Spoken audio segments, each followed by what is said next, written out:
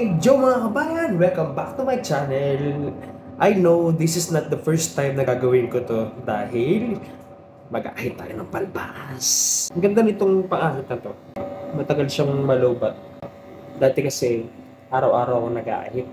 Pero ngayon parang after 2 to 3 days yun na lang ako nag-aahit. Recently kasi madalas nasa office lang ako.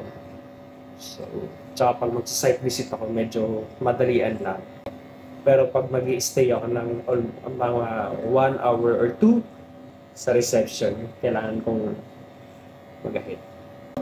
Inuuban na yung ano ko. Pati balbas, inuuban na. Yan.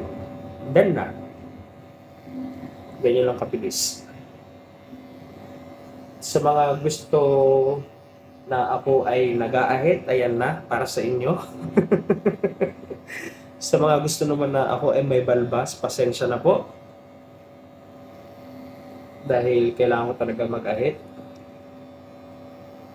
Hindi siya required sa work ko, pero ako na lang ang nag-i-insist na mag-shave ako.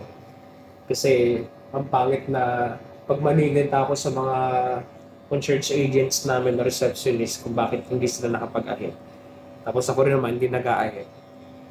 So, kailangan natin maging good example sa kanila.